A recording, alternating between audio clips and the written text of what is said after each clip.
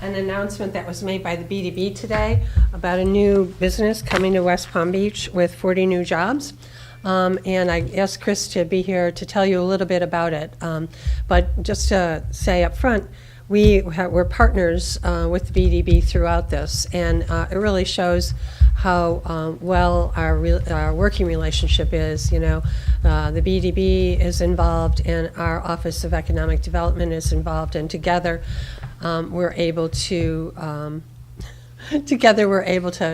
bring in some of these new businesses. So, Chris, if you want to talk a little bit about this project, it's Project Auto, right? Project Auto, yes. So, Automatic Finance is a company that does leasing and packages leases for auto loans, and they're going to be headquartered in our downtown in the Flagler Financial District. Oh, sorry, Chris Rug, Economic Development Director for the City of West Palm Beach. And so this job or this company is going to, like the mayor said, they're going to create about 40 jobs, and with an average salary of about $54,000 per salary. These are jobs with benefits, health, dental, insurance, and it's nice to have them as an additional financial institution in our Flagler Financial District. So this was a great partnership between the city and the Business Development Board of Palm Beach County. What we used an incentive program called Qualified Targeted Industries, and it's through Enterprise Florida, and the city provided a 20% match of about $24,000 that will be spread out over 5 years, beginning in 2015. So it was a very successful program. We were very happy with it. We're happy that they're going to be located in the city's Flagler Financial District, and the city continues to create jobs and improve the quality of life here. Where are they located? They're going to be located in the Flagler Financial District downtown, which is east of Quadrille, specifically on Avernia Street. I read it's 307. 307 Avernia. I was going to take a shot and say 307, so I'm glad I was right. Yes. Where are they located in Maryland now? I'm not sure where they're located right now in Maryland. So we bring this to you for a couple of reasons: to let people know that we're creating jobs, but also to exemplify the working relationship that we have with the BDB. BDB could not do this without us, and we probably couldn't do it without the BDB. So it works out really well. Is there any idea of how these positions are going to be filled, as far as whether they're going to be local people or these 40 jobs where they're coming from and how they're going to be filled? Yeah, I mean, depending on, I'm sure they're going to hire some local folks, and they're also going to, bring some folks down from maybe some existing areas in Maryland. So it'll probably be a mix. And the money, how much from the Enterprise Florida is being? Enterprise Florida is contributing $96,000. And West Palm 24. Correct. Over 5 years. Does that cover that money? Do you know what? That's for every job created. Okay. Yeah. QTI is awarded based on the number of jobs that you bring. So you give this money to the company? Okay. Right. And this will come out of our CRA budget, and it's $24,000 over 5 years. The other thing I asked Chris to talk about, he recently took a group of realtors and brokers for a tour of the North End, and you want to say a little bit about that? Sure. This is something that we decided to do in an effort as we continue to redevelop the Broadway corridor and the Curry Park area.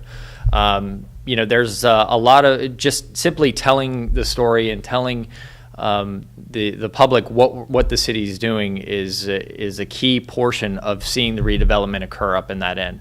So we just did a very simple task and put together a small tour of the city, where we start in the planning department. We show them the wall of projects that our development services has up, and we show them all the work that's being done, and then we all pile into a vehicle and we drive north along Flagler, and we show them the different areas where the vision is, and how the Northwood Vision or the Northwood Village is doing as far as businesses and economic development. And then we drive past the Rybovich Marina, and we stop in there and we show them the great work that Rybovich and Related are doing with their project. And then circle back down Broadway and point out the vision and the opportunities of that whole area, and say, partner with us. Look at the city. This is a great place to sit here and open up a business, because right now it's a great value and it's a great opportunity, and the city is providing a tremendous amount of resources through their CRA in order to get this area thriving. We have a great historic community up there, with great residential opportunities and good schools. So with all of that, I mean, it's been very well received, and each month the list of people wanting to take this tour grows. This is a monthly thing that you do? Yeah, it's basically on request. Anytime that somebody would like to request a tour of the city, we're happy to show them what we're doing. Is there one currently planned for next month? Or? I actually have a couple requests in now, and I'll probably do one next week. And I've got a couple that are scheduled for the month of May. We can let you know through Elliot if you want to go along. Sure. We'll do that. One of those requests is from me. Oh, okay, good. And Mr. Automatic Bryant, yep. Finance is located in Owens Mills, Maryland, which is a suburb of Alton. Right. Okay, well, thank you, Chris. Sure. I know you have other things to do. The other thing along the jobs front that I wanted to tell you about is that we're going to have a multi-city jobs fair on May 10th. It begins at 10 o'clock, and we're focusing on young people ages 16 to 25. We're working with Riviera Beach, Mangonia Park, Lake Worth, and West Palm Beach. And we hope that a lot of young people will come out. We're recruiting businesses to be part of it, and we did one last year, and it was a big success, so we're going to do another one this year. And the mayor's offices are working together to put it on. Where's that exactly? It'll be at Gaines Park. Walgreens on Southern Boulevard is opening next Saturday on the 26th, this Saturday on the 26th, from 10 to 1. There'll be a grand opening. And I want to plug again the Mayor's Water Challenge. Please sign up to pledge.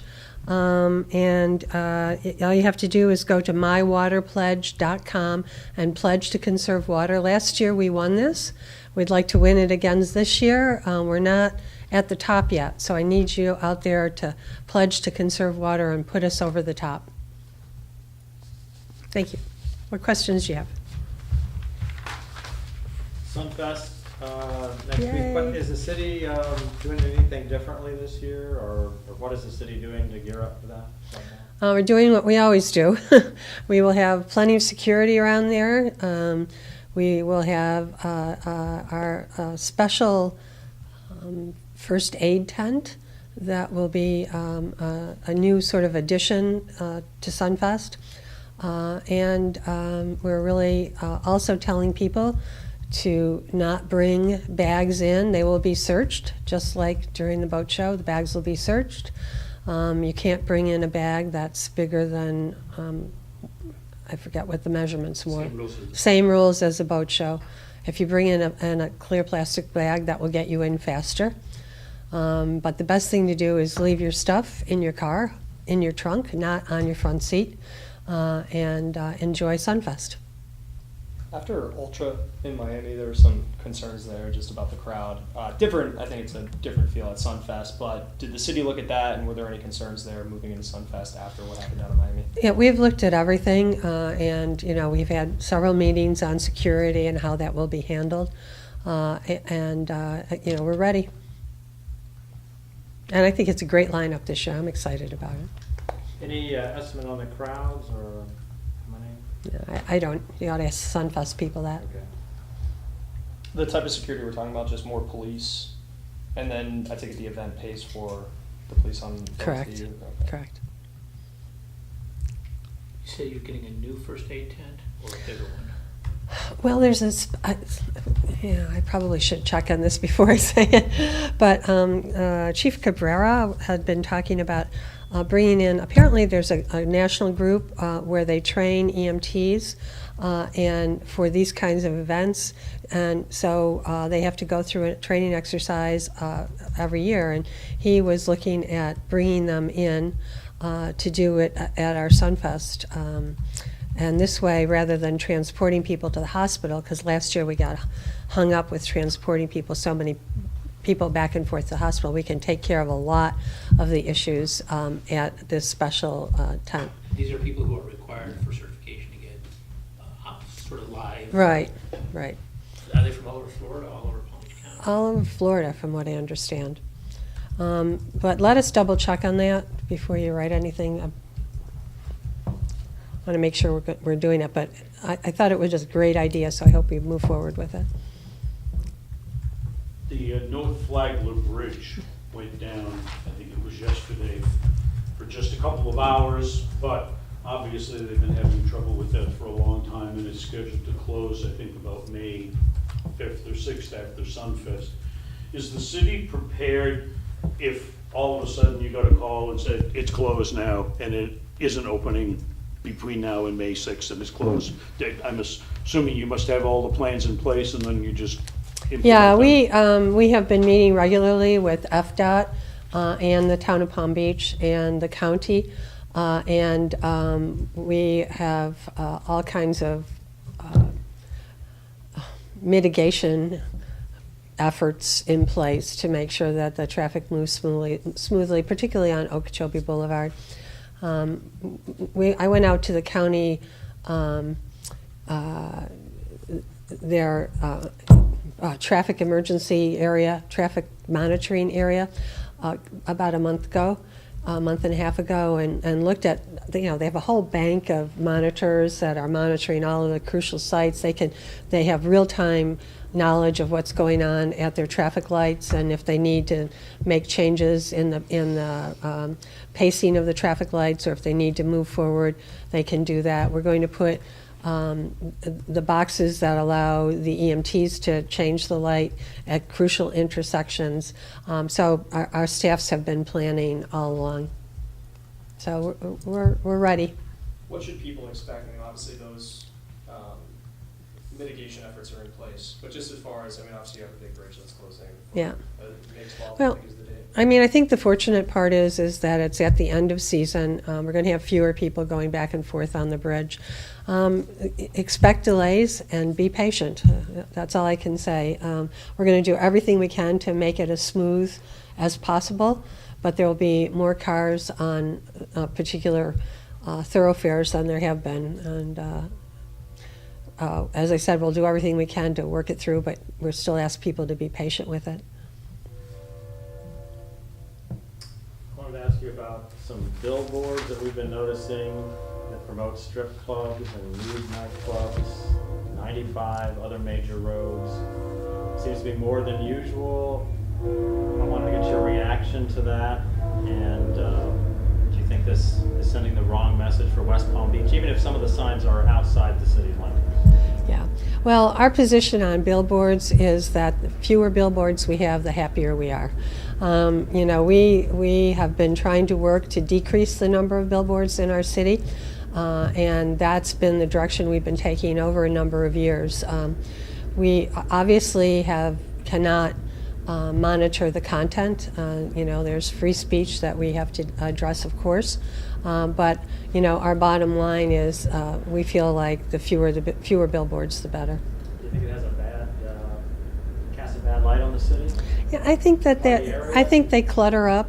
Clutter up the highway, clutter up the area, and this is something that the commission and I have felt. And over the last several years, even when I was a commissioner, we worked to look at how we could decrease the number of billboards in the city. Our planning department's been working on that. Any word on a new police chief? Not yet. Getting close. Yes. Any idea of the time? I know we were talking, the first time was about a month or so. Let's see. We will probably bring someone, not to this commission meeting, but the next one. Mid-May. Yeah, mid to the end of May. One of the May commission meetings. Do they have to They have to ratify the appointment. You can pick and they can. Right. Up or down. And that's what you would be doing at that meeting? Yeah. Is everything on the plan, as far as I know you wanted an internal candidate? And You know, we're moving forward. Mayor, the Rogadish thing comes up on Monday. Yeah. If you had to pick, would you guess that it's going to be approved? Is it going to be turned down? Is there going to be complications? What do you think's going to happen? I think it's going to get approved. Are you going to, are you worried at all about another legal challenge vis-a-vis Chapel by people claiming that you're violating your own? Yeah. I'm not worried. I didn't mean yes, I'm worried. I suspect there probably will be another legal challenge, and that's just something that we have to address. The board of directors of the Waterview Towers sent out a memo this morning to us and apparently to you as well, and the city commission. I don't know if you saw it yet. It's claiming that the city, that there's all sorts of disinformation about what the city can and cannot do regarding the height and everything else on that Palm Harbor Marina. You haven't seen it? I haven't seen it, but of course I've heard about the issues. We strongly believe that the legal issues are between leisure resorts and the condominium. The city, the obligation of the planning department is to bring forward a lawful application. The obligation of the city commission is to judge the application based on the standards. This is a quasi-judicial item. So the city commission sits as quasi-judicial board. Their legal responsibility is to determine whether or not the application meets the standards that is set forth in the comp plan. All things being equal, if everything's on the up and up, you'd like to see a hotel there? You know, right now we have a contract with Leisure that allows them to build something up to 75 feet. And, you know, we need to uphold the contract. And did anything ever, I know that you know that the rumors that flew around about a deal with the City Hall site, and you had said that there were no negotiations in that regard. Can you speak to that at all? Well, I can talk to you about it. We are going to be putting the City Hall site out for an RFP in the near future. And we'll see what happens when we put the RFP out.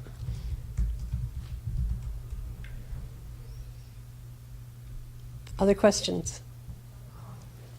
Okay, thanks. Thank you, everyone. One more thing. Sorry, I No, had it's someone over, just, we had seen down on Las Olas in Fort Lauderdale, there was this fancy new crosswalk that they're putting in place, and we were just kind of just out of the blue wondering if West Palm Beach has ever seen it. It has like, it lights up, and the goal is, I guess, for people to, so drivers maybe when it's dark at night would be able to know that there was a crosswalk there, and we were just off chance if West Palm's ever thought about that, Or or the sample this morning? I'm not aware of it, and I'm not aware if it's something that we've been examining. Actually, do they have strobe lights in them? I think so. I think the There's one up on strobes Gardens only Wall. go on when somebody's crossing. Yeah. That's sort of a cool idea, yeah. Yeah. Don't you have one of those down in Flagler? Is it? I thought, or maybe it's on a pole that it flashes when somebody's In crossing. the garden.